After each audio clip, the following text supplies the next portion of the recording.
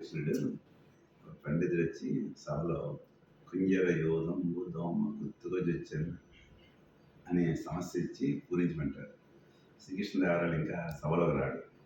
అప్పుడు గంజాయి తాగినావా, తురకల సంజాతము చేత కళ్ళు చెవిగొన్నావా, లంజల కొడక ఎక్కడ కుంజర యోధం భూదోమ గుర్తుగా చొచ్చినంటాడు. అప్పుడే దేవరాయలు సభలోకి ప్రవేశిస్తాడు. ఆ లంజల కొడుకు అన్న మాట వింటాడు. సింహాసనం అధిష్ఠించిన తర్వాత సభలో బూతు మాటలు మాట్లాడుతున్నాయంటే రామకృష్ణ కవి అంటాడు. ఈ పండితుడు మన అవమానించడానికి వచ్చాడు, అందుకని చెప్పి అలా చెప్పాను. ఇదే సమస్య నేను ఇస్తే నువ్వేం ఎలా పూరిస్తావని అడిగాడు.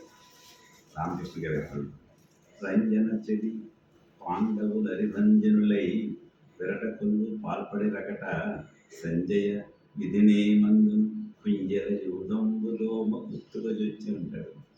కృష్ణదేవరాయలు వెంటనే మడిలో ఉన్న బంగారాలు తీసి రామకృష్ణ కవి మడిలో వేశాడు.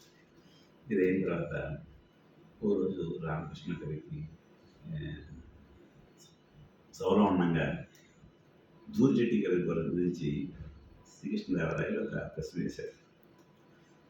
దూర్జటి కాళహస్తీశ్వర మహత్యం రాసి కృష్ణదేవరాయలకి ఇంచుకుండా శివుడికి అంకితిస్తాడు. అది నచ్చని కృష్ణదేవరాయలు స్తుతిమతి అయిన అందరికవి దూర్జటి పలుకల గిట్టు కలిగేమో పతులిత మాధుర్యమయం అంటారు. ఈ సమస్యను పూరించడానికి తెనాలి రామకృష్ణ కవి మళ్ళీ చేస్తాడు. ఆ తెలిసిన వసుధైక